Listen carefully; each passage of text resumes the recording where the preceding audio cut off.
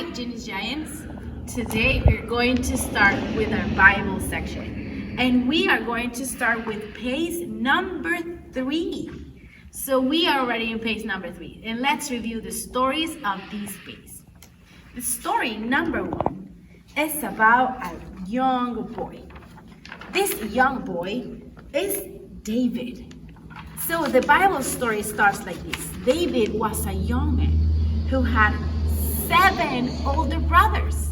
Can you imagine that? 7 older brothers. Wow. David's country was at war with some people from the country of Philistia. The 3 oldest brothers followed their king to war, and David was sent home to care for his father's sheep at Bethlehem. Now, there was one man in the army from Philistia whom everyone was afraid. He was absolutely huge. He was like 3 meters tall. He was a giant. Have you seen someone that big? No, right? It's huge. So not only was he big, but he was well protected. He had a heavy brass protectors on his body and a helmet on his head. His spears was so heavy an ordinary man could not carry it. This giant's name was Goliath. And he said, send a man out to fight me. Send a man out to fight me, he said. If you have someone who can fight with me, just bring it, because I will kill it. Now, the Israelites were very scared. No one wanted to fight Goliath. They were shaking and trembling because they were very scared. So, one of the mornings, David's dad said, hey David, can you go and take some food for your brothers that are in war? David got pretty excited because he really wanted to be there. So David was probably excited about going to see how the war was going. He got up early the next morning and went to the army camp. The army was lining up with a great shout when David arrived. Maybe they would fight today. But what was happening? As David talked to his brothers, the giant Goliath came out again and gave his daily speech. Choose a man to come and fight with me. Choose someone that wants to go and fight with me, that I will kill him. So David looked around, just looking for someone that will go and fight the giant. But of course, everybody was so scared that no one wanted to do it. David got very brave because he said, how is someone that is not a God's child just would talk like that? And you all don't do nothing. So David bravely took up and put on all the army. So he went and said to the king, hey king, how it is possible that no one would go and fight Goliath? That will never happen. I will do it, he said. And he went to the king and asked permission for that. I want to fight Goliath and I will save Israel from that giant. So what do you think that the king said? Oh no, David, you're too small. You're too young for that. You can't do that. Goliath is huge and not even my best soldiers could fight Goliath. You would not do it. And David said, I will do it because I trust God and God is going to help me. So David was kind of scared but very brave. He took up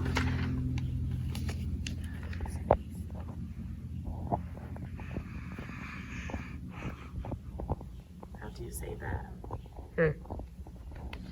A whip, a sword, A whip. a whip, Whip. whip. So David took his whip and he picked up 5 stones from the river. And he was certainly believing that God was going to help him. So he took up the 5 rocks and took one and put it in his whip. And he just shake it on the earth. And he threw it. And guess what happened? That stone get directly to the giant's head. And the giant just lay down on the floor. And David saved everybody.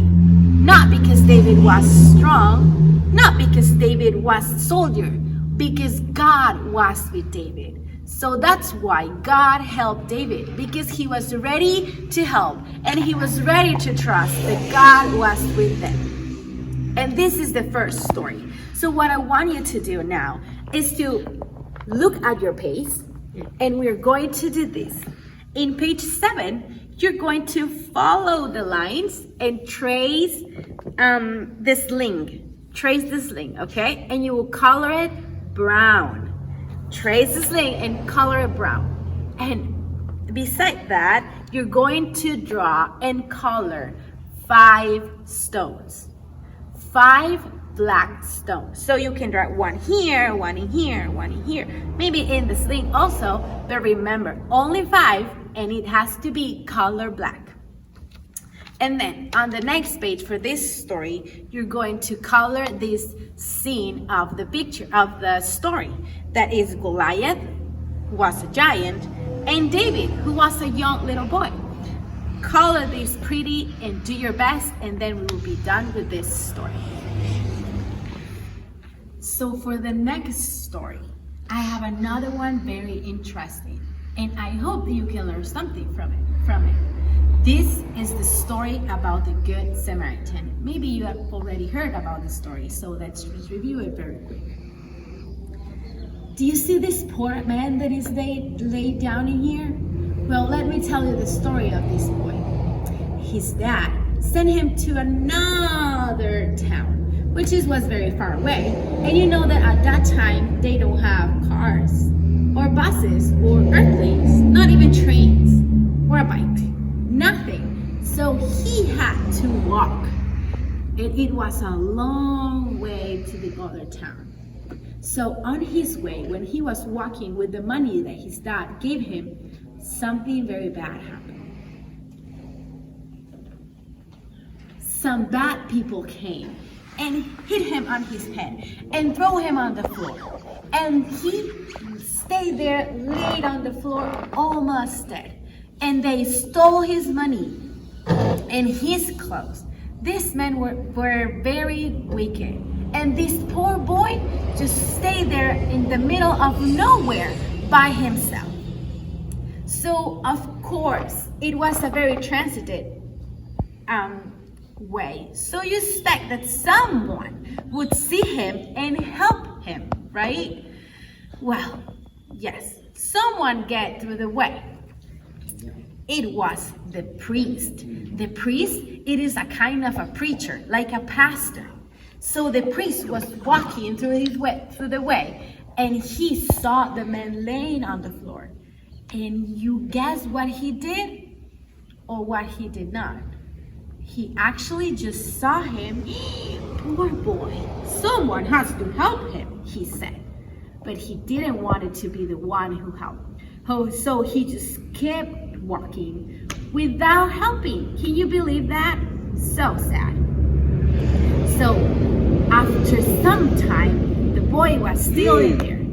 And now it came a Levi. Levites are those people who help in the temple. Of course, he was a good person and was ready to help. The Levite helps everybody in the temple. It helps to clean, play some instruments, and make sure that everything looks good in the temple. But the Levite did not want to help neither. So the Levite let the boy in there without even asking him. Just he lived there and did not help him. What a sad thing, don't you think? Then another man came in the way. This man was not very important at the temple. He was not a pastor. He was not a Levite. He wasn't even a member of church. He was someone that people used to hate him because he was from another country, which is not very nice, right? So this man, he is from Samaria. Samaria is another country, and the Israelites thought that Samaritans were not very nice, but they were wrong. This Samaritan he was walking and he saw the man laying there, all hidden, and very hurt. So he just picked him up, give him some water, and help him. But not only that, he took the boy with him. But where was he going? Well, he was going to the other city where the boy was going. So he just put him on his donkey and take him with him. But of course, he has some things to do. So he did something even extra, the extra mile. He took him to an inn. In the inn, he paid lots of money to the owner. That way he could take care of him and say, hey, I'll give you this money and you will take care of this man. And I will be back if you need more money. So at the end, the boy just got recovered because one person helped him. Make sure that if you see someone in need, you could also be like this good Samaritan. That you help others, and it doesn't matter anything else. We always have to help. This is the end of the story, and now we're going to see what we have to do on this story. Right here is very simple. The only thing that you have to do is to color the picture. So because it's the only thing, make sure that you do it nice, slow, and beautiful. Okay? Very good. Now let's get start ready for the next story.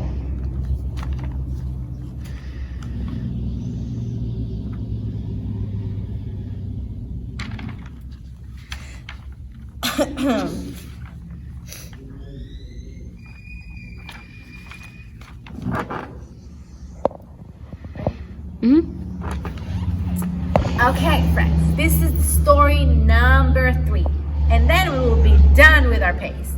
So this story is about a not very obedient person. I know that you know the story. This is Jonah. Jonah was a servant of the Lord, and he always was at church, singing and listening to people preaching. But one day, God told him, Noah, I want you to go and preach to Nineveh. Jonah was not very sure about that call that God was doing. So he kind of did what Eli Elephant did. Nope, I'm not listening. No, that's not for me. So he decided to run away from God, which is impossible, right? So Jonah paid a ticket to a boat to take him to another city because he was trying to hide from God. He was trying to run away from God. You think that you can do that? No, God is always looking at us wherever we are. So when Jonah was in the boat, a storm came and the sea started shaking and the waves were tall and go down and going up and down. And they got very scared. Everybody was very scared in the boat. So Jonah said, hey, stop here. I know why is this happening. Because I am being disobedient to God. So I know that God is doing this because of me. So Jonah asked to the men that were there to throw him to the sea. What a crazy thing to do, don't you think? But he knew that God was calling him. So they threw him to the sea, and then the storm stopped. But that was not all. A big fish, said the Bible, came swimming and ate Jonah. The fish ate Jonah. Oh, it swallowed, and Jonah went all down to the big fish tummy. But that was God's purpose. You know, Jonah was in the tummy of the fish for 3 days. You think that he was just laying on the chair? No, he was very uncomfortable and maybe praying, God, please, I want to obey you, help me. So God told the fish, okay, fish, now go to the seashore and just bring Jonah back. So the fish went to the sand and threw out Jonah, and Jonah came out from his mouth. Jonah understood that God was calling him, and Jonah knew that he had to be obedient. So after all this process, Jonah decided to go and do what God asked him to do. And in that moment, when Jonah was preaching to that wicked city, everybody was coming to Jesus' feet. Everybody was coming to know God. That's why it was very important for Jonah to obey what God was saying. So now I ask you, how many times you have to listen to your parents or your teacher to obey? Make sure that you don't do what Jonah did. If not, immediately when someone asks you something, you obey it at the moment. Because we don't want to be disobedient as Jonah did, right?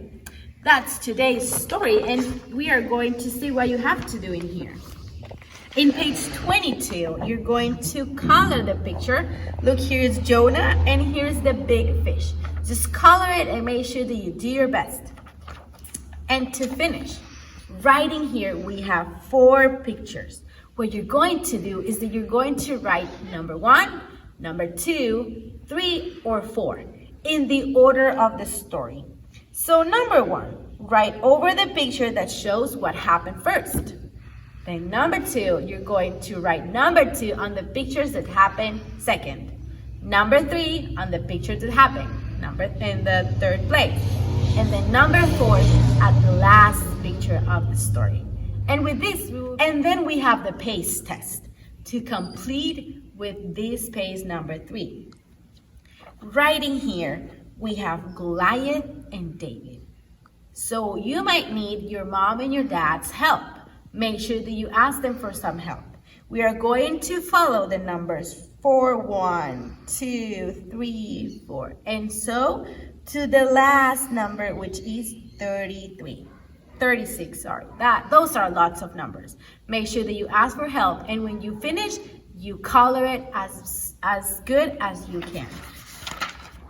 Then, right in here, it says, it's the Bible verse, and you color the picture of the Good Samaritan helping the Israelite.